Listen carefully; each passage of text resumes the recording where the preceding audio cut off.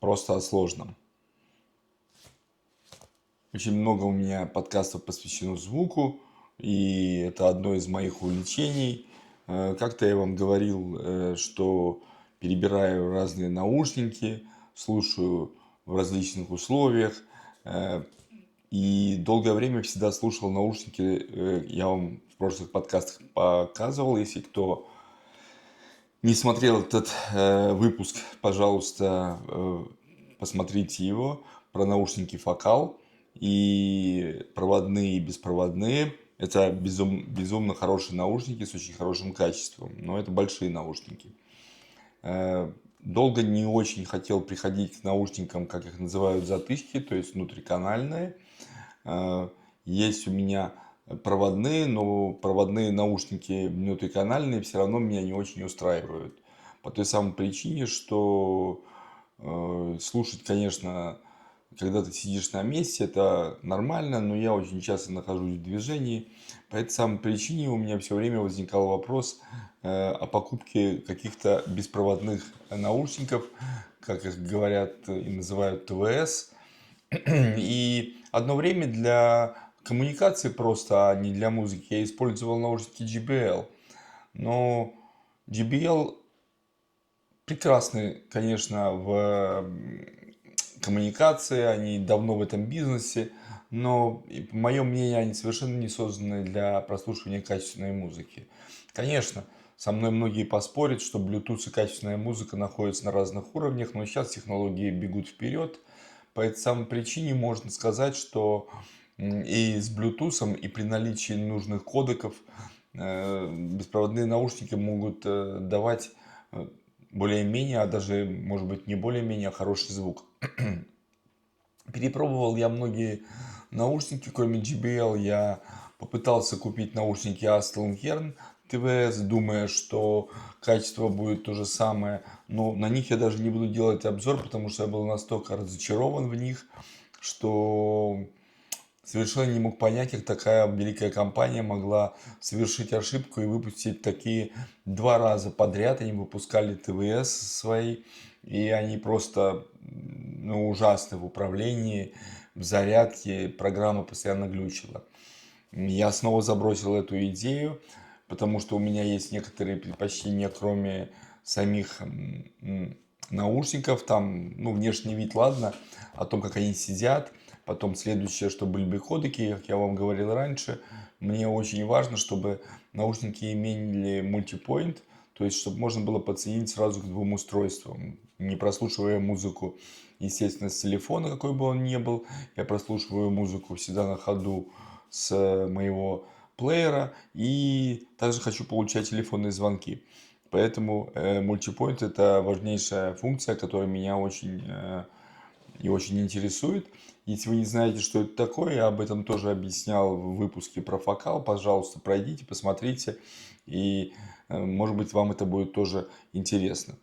Ну так вот, много перепробовал, много смотрел, уже разочаровался, но мне все время хочется немножко уменьшить количество вещей, которые я таскаю с собой в командировки, на контракты, или куда-то езжу, или даже иногда хожу, не всегда в такой в джинсе или в чем-то, а хочу иногда пройтись в пальто или в костюме. И под это не всегда подходят вот эти большие фокалы, мои накладные наушники. И тут мне попались наушники на обзор компании Sony. И я подумал, слушайте, давайте рискну. Давайте рискну, и может быть они что-нибудь, выдадут нормальное. Я не очень, если честно, я покупал достаточно скептически и покупал его в Латвии в магазине 220 ЛВ. Про цену не буду вам говорить, сами пройдите, посмотрите, она постоянно меняется. Ну вот думал, ну ладно, наушники не дешевые, конечно, но весь функционал, который у них на бумаге, это кодеки, это LDAC кодек, который присущ только к продукции Sony. Это мой плеер это поддерживает. Это сенсорное управление. Я сразу думаю, блин, Не рассказывайте мне сказки про сенсорное управление маленьких наушников. Я уже испытал Aslane. Ну ладно, думаю. Вполне возможно, что они тоже нормальные. Они не тяжелые, я думаю, возьму для пробы. Купил, привез, подключил и был просто поражен, насколько Sony в маленьких наушниках этих внутренних шагнула вперед и насколько звук стал интересней.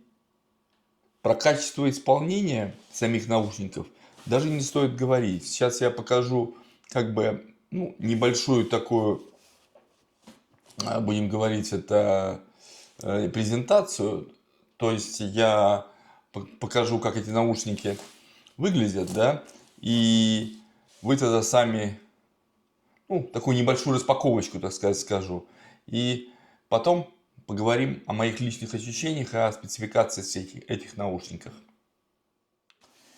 Итак, вот в руках у меня эти наушники. Как всегда, это единственное, что у меня, такая не претензия, а вообще, кто отвечает в Sony за название вообще их продуктов. Для того, чтобы их запомнить, это вообще не представляет никакой возможности. Но я сейчас даже прочитаю. Sony WF-1000XM5. Это вообще что за название такое? Ну ладно. Я их называю просто Sony и все. Но название, конечно, оно еще стоит. Получаешь наушники вот в такой маленькой коробочке с надписью 1000X серия. Что нравится, так как я тоже приверженец защиты окружающей среды, эти даже коробочка выполнена из переработанного картона. Такая интересная, но все равно она такая приятная на ощупь. В середине, естественно, нас встречают наушники сами. Сейчас я их отложу в сторону. Лежат они в таком углублении. Здесь находится макулатурка. Также находится приятный набор амбушюр. Амбушюры пенка, а в середине силикон.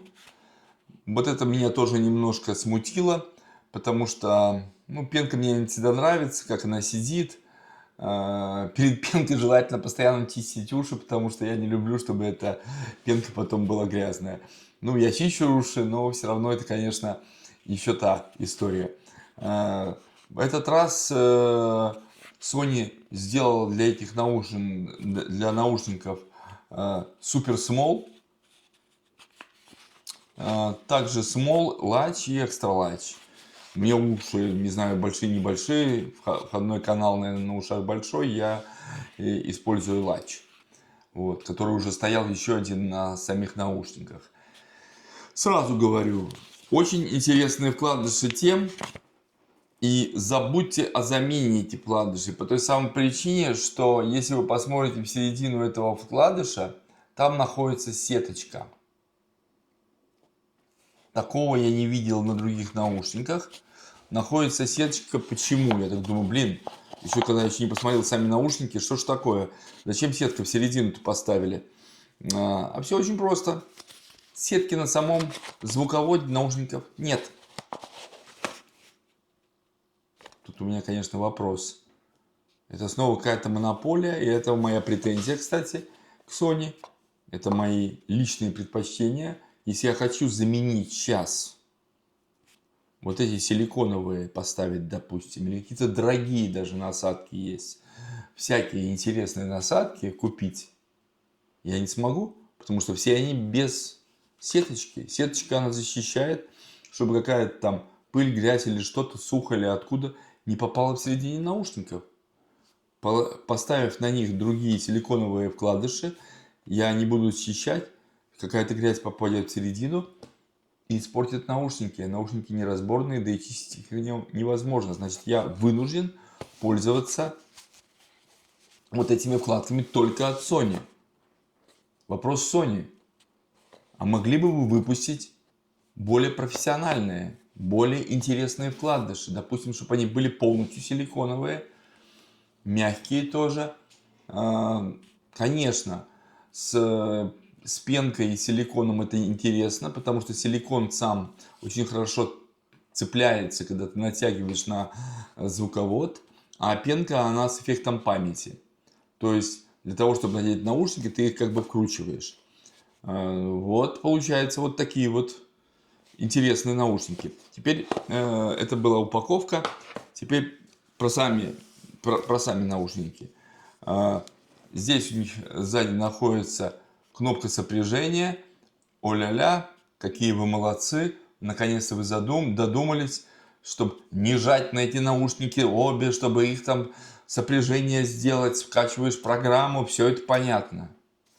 Для наушников, естественно, есть специальная программа. Я тоже сейчас ее открою на своем телефоне. И я вам ее покажу, когда я подключу сами наушники. Естественно, да. Наушники находятся в кейсе. В таком кейс сам очень маленький. Очень нормально умещается в любом кармане. То есть он действительно залазит в маленький этот кармашек джинс. И очень неплохо. Но все равно кейс пластмассовый, естественно. И поэтому он будет такой цеплючий, царапучий, наверное. И поэтому я пришел к выводу, что надо заказать какую-то защиту для него, чтобы это выглядело эстетично. И тоже заказал там же в магазине вот такой вот чехол силиконовый. Заказал красного цвета. К нему прицепил, правда, свой карабин. Тут стоял такой, ну, нормальный карабин, но не очень. Мне он не понравился. Совершенно дешевое решение. Теперь что я делаю? Я вкладываю наушники в середину. Сверху вот такая вот крышечка. Она там на двухстороннем скотче держится к наушникам. И вот наушники теперь у меня, так сказать, две вещи. Первое, они не царапучие. Второе, вторая сторона медали маленького того кейса, он настолько такой скользкий и обтекаемый, что при движении, если ты достанешь его, он может вырониться из рук. Еще хорошая вещь в этом силиконовом. Это сзади вот такая вот, смотрите, силиконовая такая не до конца прилегающая, как бы такой горбик. Я думал, для чего это? А очень просто. Он как бы оп-оп, и сами наушники закрываются. Наушники. Вот они находятся в чехле вот таким образом. Магниты работают хорошо. Видите, сейчас я попробую их оттуда вытряхнуть. Не вытряхаются. Не вытряхаются, это хорошо. Но вот есть такая вещь. Несмотря на то, что наушники классно выглядят, вы посмотрите, я потом в ушах покажу, как они выглядят. И сенсорная вот эта вот поверхность, она матовая. Снова вопрос к Sony. Зачем вы сделали здесь глянцевую поверхность? И второй вопрос. Вы уже уволили того дизайнера, который это сделал? Потому что кроме того, что это марка, следующее происходит. Ты когда начинаешь брать, вот, они скользят, тебе надо приноровиться. Я беру отсюда, приподнимаю и беру их в руку. Ну, там контакты, это все понятно. Вот, я беру этот наушник и тогда вставляю. Сейчас я вам покажу, как я это делаю. И до того, как я пока это не показал, не подключил, я, в принципе, сейчас могу их подключить. Потом показать, как я их, ну, как они видны в программе. То есть я беру их, вставляю вот таким образом. То есть я поставил и немножко прокрутил по часовой. Снова беру, поставил и прекратил по часовой стрелке. Вот таким образом они смотрятся. Пожалуйста, посмотрите. На их ушах. Теперь немножко о том, как выглядит программа. Программа моментально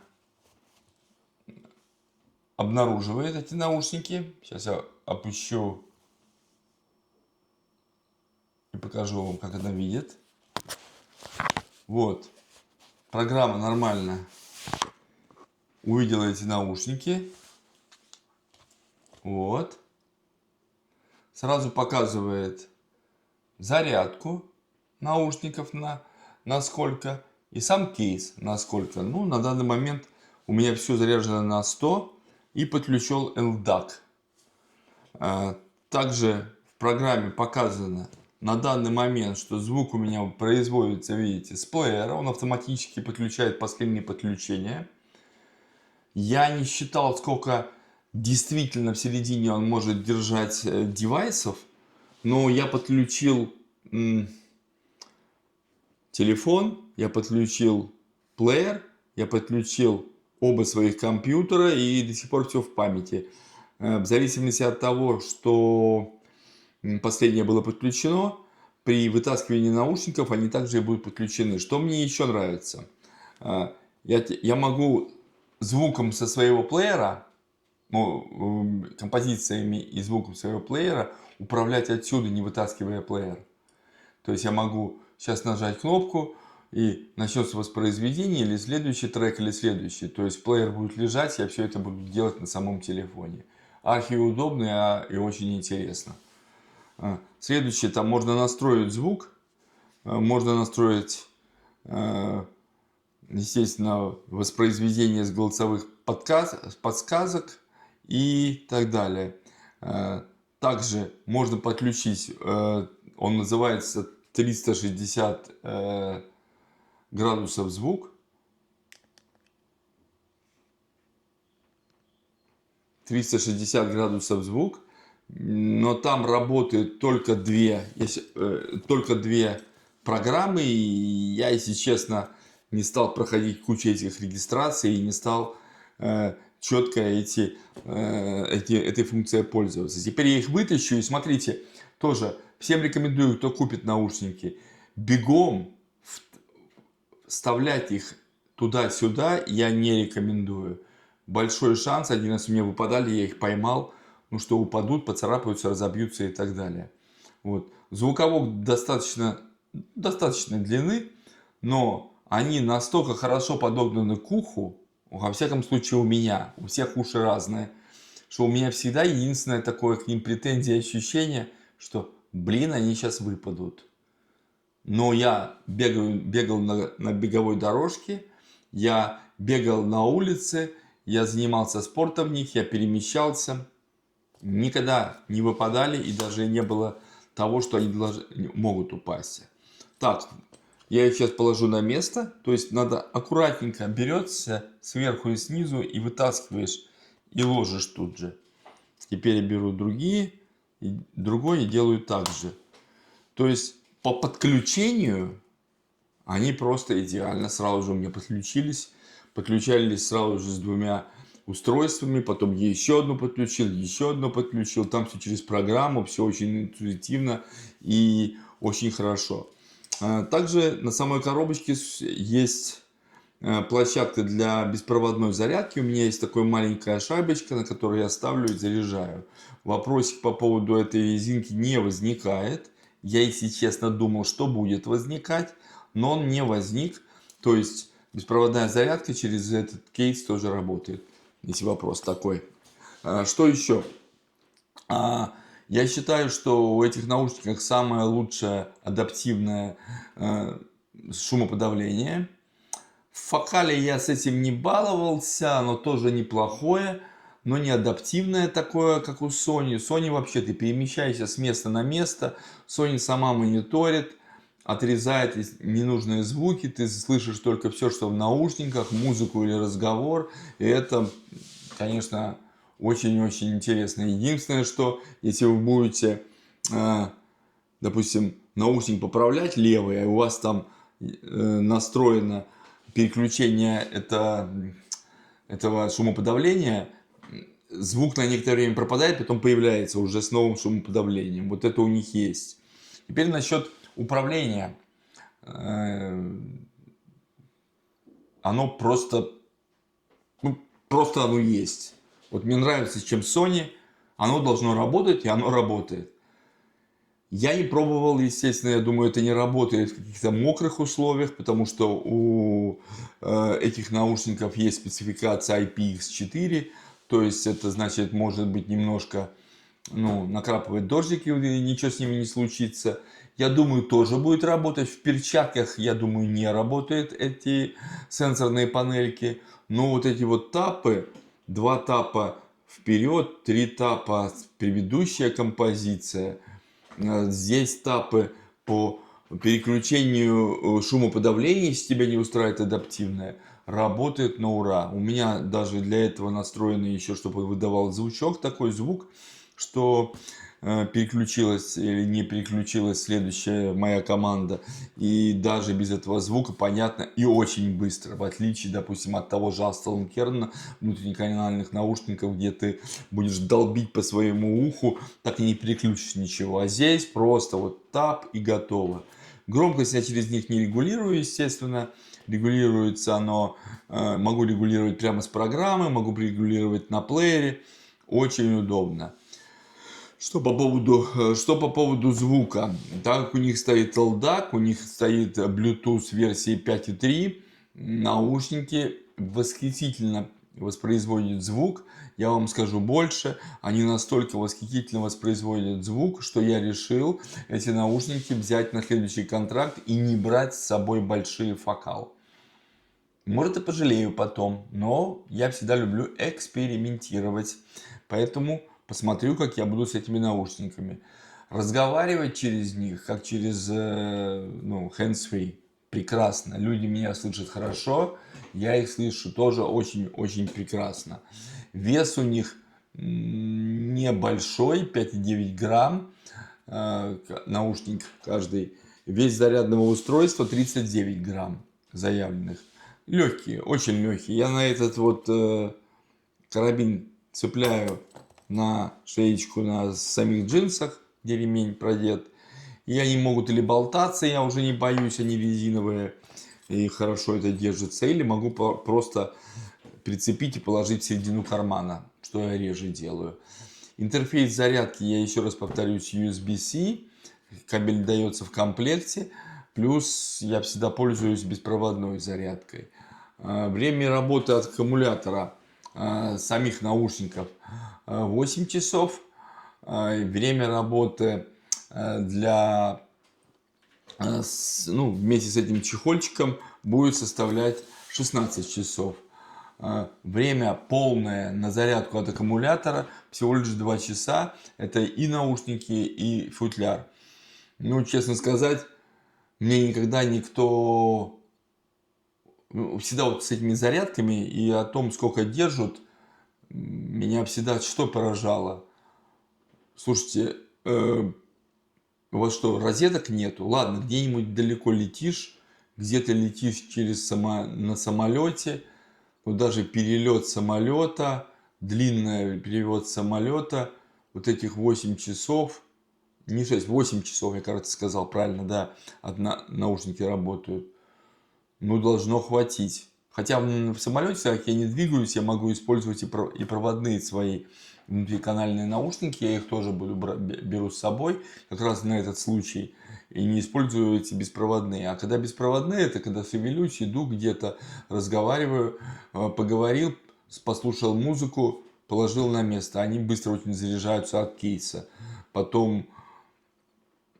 Я не держу их всех этих 16 часов или 8 часов постоянно в ушах. Не могу вам сказать, может кто-нибудь этим занимается таким, насколько это будет комфортно все 8 часов, чтобы они находились все в ушах. Но во всяком случае я могу слушать музыку очень долго, и звуковой канал не имеет никакого напряжения, само ухо нормально эти наушники чувствует, и я совершенно комфортно в них себя чувствую. Также есть автовыключение, если вы хотите наладить объемный звук, вот это 360 градусов. Еще раз повторюсь, там 2-3 программы с ним работают. Я не стал, если честно, подключать и не стал этим заморачиваться. Голосовое управление — это Google Assistant и Amazon Alexa. Так, Что еще можно про них сказать? Могу сказать, что в них находятся достаточно хорошие драйвера, то есть для воспроизведения этого звука. Над ними, я так понимаю, работала сама Sony. И поэтому, ну, звучат они, конечно, сейчас я посмотрю вот по их спецификациям еще раз, чтобы вам не соврать. Потому что я, повторюсь, я работаю с этими наушниками, и я вам просто рассказываю, как мне. Есть еще функция на движение голоса, движение головы, простите. То есть там махаешь головой, ответить на звонок, можно не дотрагиваться, махаешь так, не надо отвечать на звонок. Честно сказать, отключил ее, потому что до сих пор у них есть какая-то иногда непонятки. Ты начинаешь махать головой, и вдруг отключается звук. То есть немножко вот это недоработано, но я уверен, это недоработано на уровне программного обеспечения. Все остальное в них достаточно хорошее. Кто хочет купить и считает, что порядка 300 евро, ну, с 200 до 300 в зависимости от магазина, они могут потратить на внутриканальные наушники, то, в принципе, в этом диапазоне с их такими функциями я бы рекомендовал. Кто может доплатить немножко больше, то и кому, наверное, неважно, допустим, мультипоинт, посмотрите другие наушники, если есть у вас такие финансовые возможности. Но в самом ценовом диапазоне, в ценовом сегменте, мне кажется, они одни из самых лучших на рынке. И очень приятные, в ушах они не особо, в моих, во всяком случае, торчат.